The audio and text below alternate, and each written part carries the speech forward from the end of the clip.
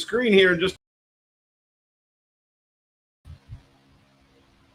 there I am. And I am joined by Tim Rambo Van Straten. Good evening, Tim Rambo Van Straten. How are you? I think you need to check the spelling there and the pronunciation. I believe it's Rambo. Oh, yeah. Rambo. Right. Yeah, we'll talk about that in a minute. Let's go to our beautiful introduction. This is Sports 2.0 Network. This is the Get the Kids to Bed version right here on the Sports 2.0 Network.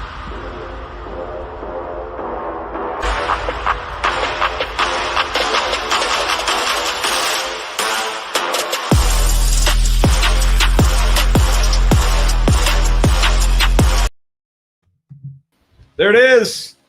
All right. So abrupt. You got rule number just one when you start just when you start to get into the music, it just ends, and it's like, all right, well, talk sports, would you? Rule number one in play. We've got our drink in front of us. We're ready to rock and roll. Sunday, June 20th. Hey, man, are you? What do you think of storms? Oh, Rodney. So here's the thing, and this may sound a little bit conspiracy theory-ish, but anytime that there's a storm that everyone is talking about and they're preparing as if it's going to be really bad, I automatically know it's not going to be. Yeah. I believe that this is big weather and big local TV trying to get more ratings in, because that's when the ratings come in, whenever there's a big storm watch. So no, I don't. Whenever there's a storm of the century, I'm like, psh. What really you need to worry about, though, is the ones that like no one's really looking at, and then suddenly, oh shit, there's a tornado. Yeah, but Fridays was a little bit bigger than we knew. Didn't wake up for a second of it. I woke up and I was like, "Oh, look, we're alive." I did. It was pretty loud. We're supposed to get some more tonight, so just be on the lookout tonight. All right. I like storms. I like following them. I like, standing outside. Obviously, if it gets too bad, I'll get my butt standing outside during the middle of a storm. No, I mean to see it come in, and maybe for a little while. I'll get back inside. I don't get too adventurous. Although I would be a tornado. I would do tornado chasing. What? And to be honest, I've always wanted to be in a hurricane. What? You're speechless. I've said if I could guarantee that I could stay alive, I would love to be in the hotels on the beach as a hurricane comes in. No. What? Okay. All right. Is that a thing? Right, No. Listen, are there other people who believe that? I know that there's tornado chasers. I know that. So like, that's not the craziest thing in the world. But I've never heard of someone who's like, man, if I could just get right in the middle of that hurricane, the thrill. That's weird. I mean, I would want to guarantee life. But that's not going to happen. If I knew anything about weather, I could do Jim Cantori's job. You're speechless tonight. That is just so bizarre, Rodney. Listen, I'm glad that I learned this about you, though. Really. Hey, here's what I think. I know you guys are all slurping on him, but I think Jon Rahm's annoying. I think he's annoying, and I don't care what he sounds like. I don't care that he says all the right words. I don't like looking at his face. He just frustrates me. I don't like it. Is it because he looks like Tim Tebow, and Tim Tebow's annoying? Kind of. I mean, he does look like Tim Tebow. I don't know. I don't know. I don't like he's arrogant to me. I know he doesn't speak arrogant. He says all the right words. I've seen it all weekend. All the tweeters are saying, oh, he's saying the right words and such a good guy. He just seems arrogant to me. I don't like him. I don't like Jon Rahm. I don't like him. Yeah, I know he doesn't sound arrogant or talk arrogant, but he's arrogant. Yeah. He is. That's you. That's just you're arrogant, okay? Yeah. Jon Rahm this weekend, he gained so much of my respect. Man, and what great golf he played today. Those putts, those back-to-back birdies were some of the most impressive things I've ever seen on a golf course. He has so much game. He's a new dad on Father's Day. He's had a kid, I think, a month and a half, not even 2 months ago. So good for him. I'm excited. I know that you don't like him and you think he's annoying. And apparently, what is it? What's the word that you used? Arrogant. Yeah. I mean, to be fair, he's number 3 in the world. He's got to be number 1 in the world. If anyone has the right to be arrogant, it's the guy who's going to be number 1 in the world at his sport, even if he is arrogant. So congrats to him. He was great. How about Bryson DeChambeau? Ugh. You want to talk about, well, first of all, you want to talk about annoying. I feel like Bryson as a whole is a lot more annoying. And I think Brooks Koepka can definitely back me up on that. So his back nine, a 4 on a 4. Then he bogeyed. He bogeyed again. He double bogeyed. Par, quadruple bogey on 17. Oh, so it was a quad. Wow. It was. So I watched a good deal today, Rodney, and it wasn't like it was like penalties and water and anything like that. Like it was straight up, oh, I'm in the bunker. I'm going to overshoot the green. And then from there, I'm going to overshoot it again. And then I'm going to totally mishit my shot and just have it like duck to the right. Like it was what essentially you and I do when we're out there playing. It was just straight up bad golf and amazing considering that when I think he got to the back nine, he was leading. Yeah, so I understand that he doesn't necessarily need the money here, but in a span of about 8 holes, he went from, well, he was leading, of course, but he went on that last hole on 17, he went from T7, $402,000 to 26th. Do you have any idea what 26th place gets? What's your guess? So, I mean, we talked earlier. So 19th gets like 157,000. That's correct. So 26th, I'm going to guess is like $89,000. 99,000. And while 99,000 is a lot of money, like you and I would love to have that today, that's just a big loss in that quad. I mean, just a massive loss. I mean, what? So what's the difference there? What'd you say he would have gotten otherwise? Well, I mean, the 4 strokes sent him from -1, which would have been T7, to +3, which again was 26th place, $99,743. So the loss was almost $300,000, a little bit over $300,000. Like that's a lot of money for anyone. It's a lot of money. Yeah, even for these golfers, even for the defending U.S. Open champion, like that's a lot of money. And I'm sure Jon Rahm, $2.25 million. That's not bad. Yeah, that'll buy enough diapers for him. But no, I was just gonna say like Bryson, I'm sure is already going back to the lab and is gonna watch all the tape and figure out what formula went wrong somewhere along the lines. Meanwhile, Brooks Koepka's just gonna go back hanging out with his hot wife and being like, "Hey, just call me when the next tournament starts." He's gonna. Head down I don't know about you, but. Like, so Brooks Koepka kind of like struck me the same way that you feel about Jon Rahm in terms of just like sort of arrogant. That's how I felt about Brooks Koepka 3 years ago. Now, I think I love Brooks Koepka. Like, I'm serious, man. I can't get enough of Brooks Koepka. Just everything about him. I'm such a fan. Yeah, he's going to head down to South Beach and see some MMA fight and then, have lunch somewhere and just hang out. You're right, with his hot wife. Yeah, like he's just so cool. He doesn't take himself seriously. He's just like, I'm just gonna go out there and play. Like, yeah, whatever. Like he's just so cool. I think at some point him and Portnoy are having a golf outing. Are they? Yeah, what happened to Portnoy, by the way, this week? Didn't he get shut down from Twitter for a while? Is he on? That's got to be on my Cia list. I don't think it's on my Cia list. I honestly don't know what happened, but I saw that it was trending. Yeah. Maybe we'll do some research on that, but I don't know as if I care a whole lot, to be honest. Yeah, I don't care either. All right, hey, let's talk a little NBA. So the Brooklyn Nets are eliminated. This has been wild for us, Tim, because we have had such the ups and the downs of the NBA during this show. Because, I mean, we started this, I don't know, what are we? We're probably in the second month by now. I don't know the exact date, but we started around the beginning of the NBA playoffs. And, we're like, I know I was like Lakers. And then they took the nosedive. And then we were like, Nets. And then they've taken the nosedive. Like, we're not anywhere close on any of our predictions. In fact, we suck at making NBA predictions. But the Nets are eliminated in the second round. That's got to be a massive surprise. Is it fair, and I don't want to hyperbolize this, but is it fair to say that this particular NBA playoffs is the most surprising that you can remember? Yeah, I could probably agree with that. Yeah, okay. Like you can't predict any of the games. Just can't. Defending champ and title favorite eliminated in the first round. Yeah. Super team and wide favorite in the Eastern Conference eliminated in the second round. You have the 1 seed Utah Jazz eliminated in the second round when the other team's best player is out for the last 2 games.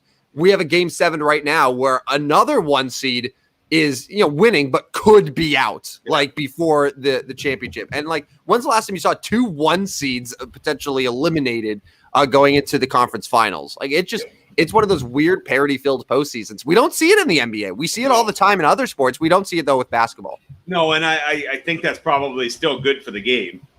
I mean, it is. I hate to pull this card because I think it's a crock of shit sometimes, but like I would like to see what the ratings are. Yeah. Because, no LeBron, now no Nets super team that everyone in the nation sort of got behind rooting against. Yeah. Like, we all love it until it's like, oh, God, we're watching the Suns and the Hawks in the finals. Yeah, I know. Like, that's certainly going to be interesting. I was going to talk a little Devin Booker. I mean, the dude's not a fringe NBA All-Star. He is a legit All-Star. And, like, how legit of a NBA – I mean, we talked about first team. I mean, is he a top 8 player? Man, it's got to be close. I mean, these playoffs, he's certainly in that conversation right now.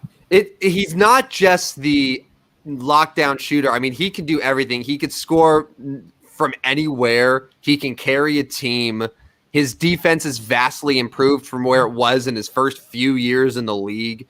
He's just a more well-rounded, complete player. Top 8, I mean, I probably have to sit down and come up with my official list before I officially claim top 8. But I would say him and Donovan Mitchell and Trae Young are the 3 guys that I think we've seen this postseason that if we didn't consider them superstars before, they are now. Yeah. And I don't have any doubts about that. He ended today 40, 13, and 11 without the glue to that offense and Chris Paul. And, Chris Paul's going to come back in this series, but even if he didn't, I mean, are we still talking about the Suns winning this series over Kawhi Leonard out too. But if you see both those guys out, Chris Paul, Kawhi Leonard, it's going to be the Suns. What if Kawhi Leonard comes back and Chris Paul doesn't? Do we see the Clippers come back in this series? They've come back in 2 straight series so far. Yeah, I absolutely think so. I'm not ruling them out by any means. I think Chris Paul needs to come back for Phoenix if they're going to win this series. I do 100%. But if it's just, no Kawhi Leonard, no CP3, and it basically becomes a battle of Paul George versus Devin Booker, I think Devin Booker's a better player. I think he proved that today. Yeah, and then so obviously right now what I see is 84-84 in Atlanta, Philadelphia. You have it on TV, so you can maybe give an update on that. But, I mean, so obviously Milwaukee is in. So if Philadelphia wins this game, I guess they're still small favorites against Milwaukee because they are the number 1 seed, or no? I don't think so. I believe I saw Milwaukee is technically the new title favorite right now. Okay. So I would bet Milwaukee would be a slight favorite over Philadelphia actually to open up that series if I had to guess. Yeah, and obviously the first 2 games would be in Philadelphia. Now, if it's Milwaukee Atlanta, you're going to see quite a big difference in favorite. You're going to see you're going to see Milwaukee as a massive favorite. But people keep overlooking Atlanta, and me included. So yeah, if you look real quick at the updated NBA odds, the Bucks are plus 170, the Suns are plus 275. Clippers and 76ers are plus 425, and Atlanta checking in at 25 to 1.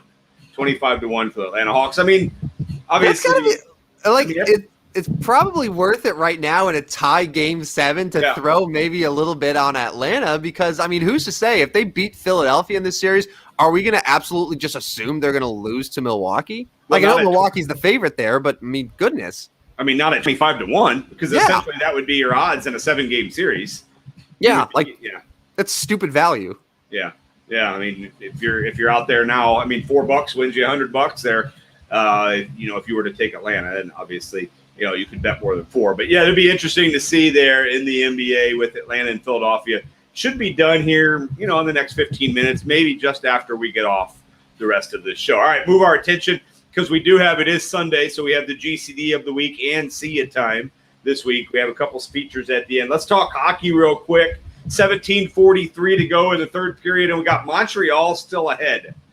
I mean, So Rodney, what was this about? We talked about your I shouldn't say our NBA picks being wrong. I believe both you and I said that Montreal would be lucky to get a game. Yeah, and they're 17 minutes away from winning 3. and one win away from going to the Stanley Cup Finals. And then in the other series, I mean, the freaking Islanders are just continue to battle. I mean, Tampa Bay is still the small favorite in that, but I knew, the Islanders have just as good a chance as winning that series as Lightning do. So, but yeah, let's move back to that Vegas Montreal. I mean, the thing about it, and you said it before the show, Carey Price just really freaking good. I mean, and it's 1-0 tonight. Vegas just can't find ways to score on him. And, obviously Montreal, we talked about this a couple weeks ago, very, very well coached. Oh, Montreal, yeah. And they're doing it without their coach, who I believe is in COVID quarantine right now. Yeah. Which is even more impressive. But, yeah, Montreal, I mean, it's a good mix of veterans and youth, but they're really just getting carried by Carey Price right now. I mean, this was the worst playoff team in terms of regular season points entering the playoffs. There's no reason that they should be here. They're here because of Carey Price. And just because of clutch goals, and they're getting carried right now by him. And I would say though that Montreal still is going to be an underdog. If let's say they beat Vegas, they're still an underdog regardless of who they play in the Stanley Cup Finals. But it would be a great story. Yeah, and in fact, Montreal lost their final 5 games and kind of backed into the playoffs a little bit in a pretty weak, I guess you call it weak Canadian division, the North, but certainly struggled late. What's up? So Atlanta, sorry to interrupt, Atlanta just took the lead, 86-84 with just under 5 to play. You know what Trae Young's stat line is on the day? Well, he struggled early. I haven't had it on since we've been on. So he just hit the go-ahead shot. But Trae Young, so Atlanta's winning this game right now with under 5 minutes to play. Trae Young only has 15 points on 4 of 21 shooting. Yikes. So, but and he's going to shoot a 3, and he's going to come up short. But how amazing is that the Hawks are winning this game and Trae Young is having his easily worst game of the series? Yeah, and I mean, if you're Philadelphia, you have to do a better job of capitalizing on that. Their star is struggling, and you are still obviously in a dogfight here the last 4 minutes of the game. Yeah. Kevin Huerter's been good for Atlanta, obviously 22 points. Clint Capella 14 and 15 so far. So I'll let you keep us updated here the last 12 minutes of our show or so. Moving, Major League Baseball. We could talk Major League Baseball anytime. I wouldn't say there's like any earth-shattering news. We talked sticky ball a little bit earlier. How about Shohei Ohtani being the first official participant in the home run derby and homering like 5 times this week? Yeah, when I see something about home run, 6 innings pitched, 2 home runs, another home run. Yeah, he had a really good week. I mean, he's going to be the player of the week, right? I think he should be. Yeah. Real quick, June 20th. Vlad Jr. wins the Triple Crown, or Shohei Ohtani hits 40 home runs and has, pitching, sub 2.6 ERA. Who's the MVP? That's a really good question. I think I still think, and I don't know if you'll like this, but I still think you got to go with the Triple Crown. I mean, if they gave Cabrera the Triple Crown over Trout the rookie year, they'd probably do it again if it was Vlad Jr. But, like, if Shohei Ohtani has the bat of Fernando Tatis and the pitching of, I don't know, like Lance Lynn, like, how can you not? Yeah. Lance Lynn got beat up again today, didn't he? Yeah, bad series for the White Sox. Oof. Yeah. They were touting how they were the best team in baseball, and Houston just absolutely wiped them. Vladimir Guerrero Jr. hitting .337. He's got 84 hits on the season, 23 home runs, 59 RBIs. 53 runs scored. That's really impressive. I need to see him in the Derby again, too. I know he just won it a couple years ago, but I'd like to see him at Coors Field. 22 years old. Pretty good. 22 years old. Yeah, he's pretty good. All right. Hey, let's do a couple of our features. You got a GCD of the week. Let's go unload on somebody. So, only that sounded gross. But anyway. I mean, yeah. Sorry. That's on me. I'm still a child at heart. So a lot of people are pouring on the Brooklyn Nets right now, and deservingly so. And I could mention how James Harden has gone from, league MVP to just, hey, I'm going to take a backseat, shoot like 20% and let Kevin Durant do all the work. But I'm going to give it to Joe Harris. Yeah. So Joe Harris is my GCD of the week because Joe Harris led the NBA in three-point shooting this year, Rodney. Joe Harris shot 47.5% from 3 this regular season. That's pretty good. This was Joe Harris from games 3 through the end of the series, okay? So they're up 2-0 in the series. This was Joe Harris from 3 after that.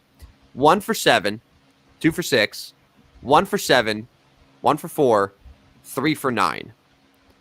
So the best he did was 33% in those 5 games, 4 of which they ended up losing. So it was the league's worst. And not to mention, I don't know if you watched yesterday, but there was a wide open 3 that he had in overtime that he just absolutely clanked the front of the rim. Well short. 8 for 33, just under 250, 25%. Yeah, for the league's top 3-point shooter. That's not good. Yeah, and also while we're talking Nets, hey Kevin Durant, maybe this will teach you to wear shoes that actually fit you and not a size too big for you, you goofball. He did score 48 in the loss. I know, but I'm just saying, if he had shoes that were actually his size, he would have been behind the line. They would have won the game instead of gone to overtime. But that's just me. He also shot 36 shots yesterday.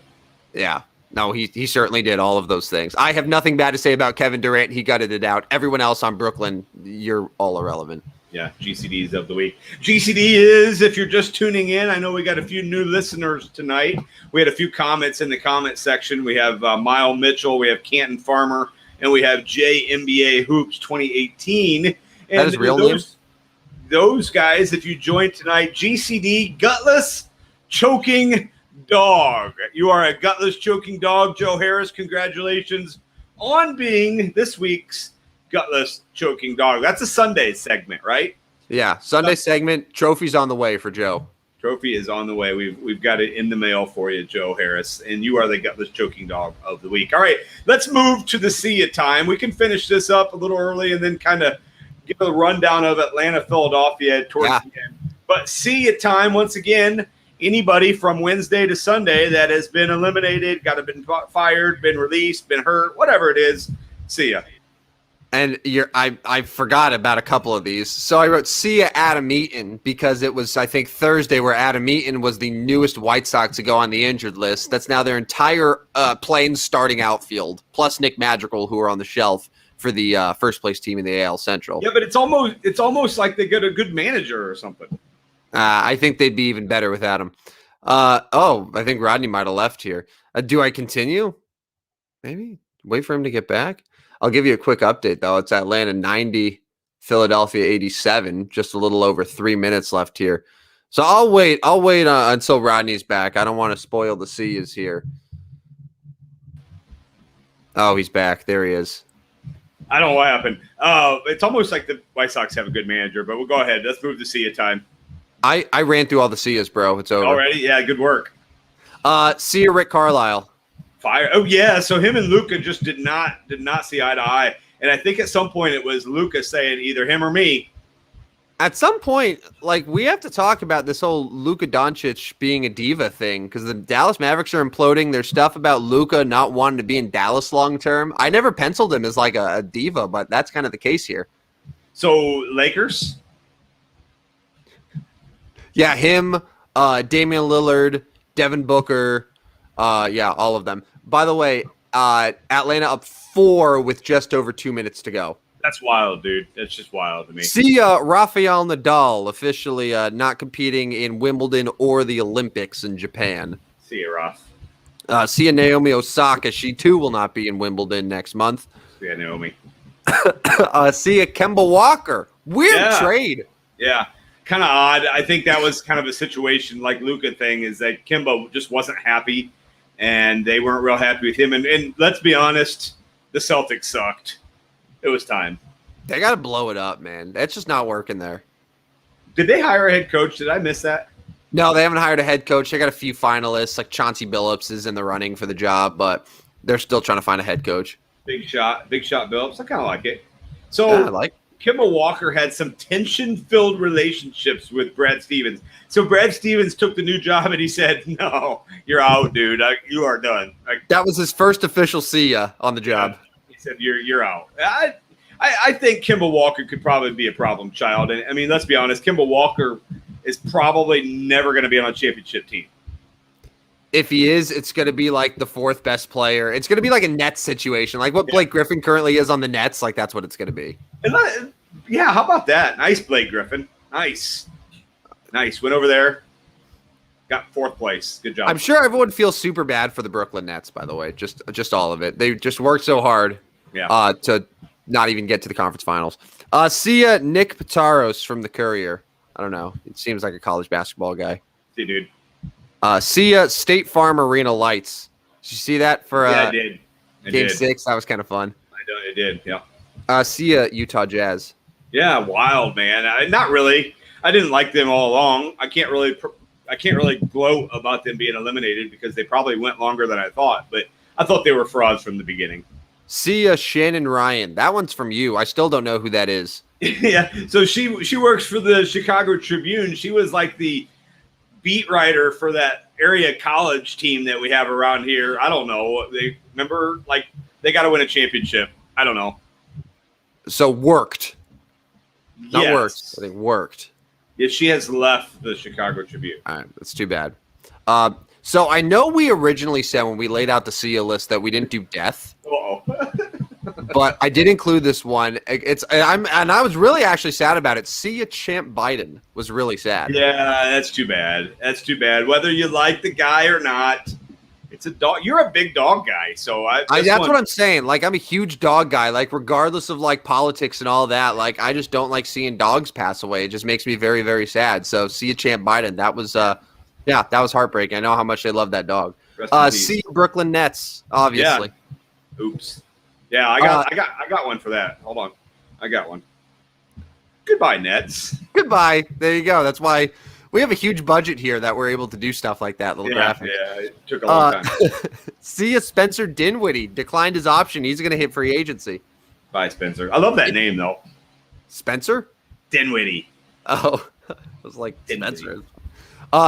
And then we might have a Cya here with this Philadelphia game. I don't know if it's going to be over before we're off the air. But my final one on here was Cya Louis Oosthuizen's 17th shot off the tee. Yeah, and poor Louis. I thought he had a chance for a while. I know. I really thought Louis. And I like Louis. I like Louis. I do too. No, I really do. And I was explaining to my wife, I was trying to explain. I was like, so he's not like one of the more well-known golfers, but he's also really good. He's finished runner-up at like every other major, and sometimes he just quits in the middle, though. No, he'll just quit like right at the beginning, right when lineups lock, and just be like, meh. So I guess I just wonder, like, he's rich. Why doesn't he fix his teeth?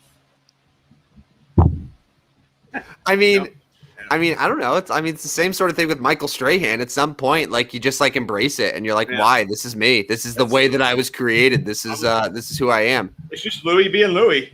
Yeah, I got no problem with it. I love his smile. Like I love Louis Oosthuizen. I would have had no problem with him winning this weekend. And honestly, I was hoping for a playoff between him and Rahm. I thought that would have been great, and I wanted him to get to that 6 under. But obviously, 17th hits the shot out of bounds, the penalty stroke. Misses the par putt, and that was that. So you know who else could have been Cya this weekend? Who's that? Richard Bland. Oh man, what a good story though. Like the fact that Richard Bland was tied for the lead going into Saturday, that was awesome enough. But I have no idea what happened to him after that. Tied for 50th. Oh, that bad, really? Yeah, 7 over today. So I think he was 6 over yesterday. Because wasn't he 5 under after 2? Yeah, He finished 8. He finished 8 over. Yeah, so he shot 70, 67, 77, 78. Yeah, unfortunately, he tied with a couple of our buddies, Tommy Fleetwood, RCB, Gary Woodland, and Bubba Watson. Bubba went +5 today. Bubba was, I thought, in the mix. Shot a 67 on Friday. I was like, all right, Bubba, you're right in there. And then it seems like golf is hard. I don't know about you, Rodney, but it seems like this is a challenging sport for them. Torrey Pines looks a little difficult. Thin fairways. It's just like, I know. How many balls would you lose off the cliff? Oh, I wouldn't have enough. I would not have enough golf balls. I just would not. I'd just walk away. I'm done. Somebody come pick me up. I'm done. I'm not playing this course anymore. I think just parasail over the course instead. Yeah, that's all me. Hey, we don't have much time left. Hey, buddy, I was going to wish you happy oh, wait, you hate kids. I do. Happy Dog Father's Day. I am a proud dog dad, so I appreciate that. Happy Father's Day to you, by the way. What'd you do today? So my son and wife's birthday was June 4th. We finally had their party tonight. Well, we've been busy, man. I know you have. So we've been busy. We had a party. We had Father's Day and birthdays meshed together. It was you're always so busy, yet you always find the time to tell me how busy you are. Yeah. Well, you're always texting me. Yeah. All right. Hey, man, we got to get out of here. I didn't watch the Cardinals game 2, and guess what? They lost. All right. Yep. I'm Rodney. He's Tim Rombo Van Stratton. We are the Sports 2.0 Network. Get the kids to bed version. Real quick, what is it, 96-92? 96-92, the Hawks with 54 seconds left. All right, turn your TVs on. Coco takes me back to the Battlehawks days. The Battlehawks, they're back, baby, they're back. All right, we're out. I'm Rodney. He's Tim, right here, 2.0 Network.